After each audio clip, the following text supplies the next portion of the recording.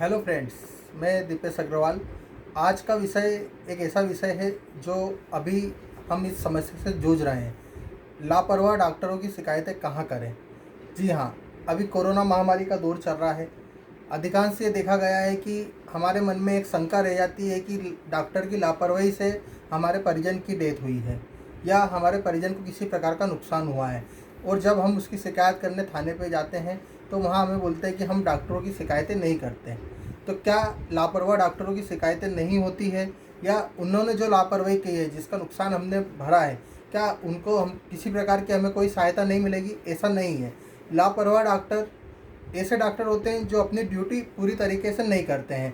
जैसा इलाज उन्हें मरीजों का करना चाहिए था वो इलाज उन्होंने नहीं किया, या उनका कोई स्टाफ का ऐसा मेंबर है जो मेडिकल की जो उन्होंने गलती करी जिसके कारण परिजन को नुकसान हुआ, और या तो हम स्वयं वो नुकसान भुगतते हैं किसी प्रकार से क्षति से, या फिर हमारा कोई परिजन उसमें डेथ हो जाती है।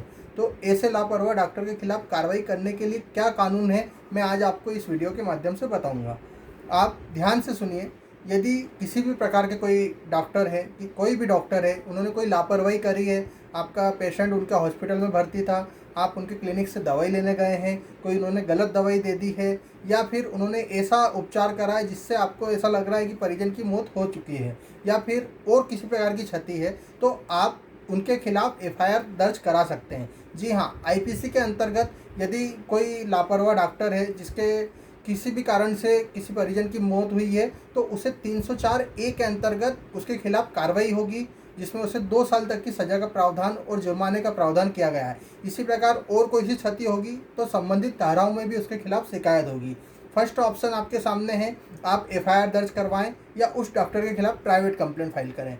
सेकेंड, यदि आपको ऐसा लगता है कि लापरवाह डॉक्टर है, लगातार लोगों को इसकी लापरवाही से कार्य हो रहा है और लोगों को नुकसान पहुंच रहा है, तो आप नेशनल मेडिकल काउंसिल में इसकी शिकायत कर सकते हैं, दिल्ली में जिसका ऑफिस है। और इसके अलावा आप स्टेट मेडिकल काउंसिल में भी उसकी शिकायत करें, जिससे वहाँ से उन डॉक्टर का रजिस्ट्रेशन रद्द हो जाएगा, वो अपनी सुविधाएँ दे नहीं पाएगा, सेवाएँ नहीं दे पाएगा, और कई लोगों की जान बच सकती है। तीसरा, उपभोक्ता फोरम। जी हाँ, डॉक्टर और एक पेशेंट के बीच में उपभोक्ता का संबंध होता है। यदि किसी प्रकार की क्षति होती है और आप उसका आर्थिक नुकसान चाहते हैं, तो आप उपभोक्ता फोरम में भी शिकायत कर सकते हैं। उपभोक्ता फोरम में आप कंप्लेंट दर्ज करेंगे, अपने दस्तावेज, अपने साक्ष्य प्रस्तुत करेंगे, तो आपको आर्थिक नुकसान की भरपाई होगी। एक बात विशेष ध्यान रखिए, किसी भी डॉक्टर पे आरोप लगाने से पहले यदि आपको मन में संतुष्टि लेना है कि उन्होंने आप लापरवाही करी है, तो सबसे पहले आप एक कोई अच्छे चिकित्सक से उसके संबंध में राय लीजिए। और यदि वो चिकित्सक इस संबंध में मेडिकल दस्तावेज देने के लिए या उसका सर्टिफिकेट देने के लिए तैयार है कि हाँ उस डॉक्टर ने लापरवाही करी है, तो उस डॉक्यूमेंट को आप अपनी कंप्लेंट के साथ ज़रूर लगाइए, क्योंकि उससे आपका केस और मजबूत हो जाएगा। तो आपके पास 3 ऑप्शन हैं।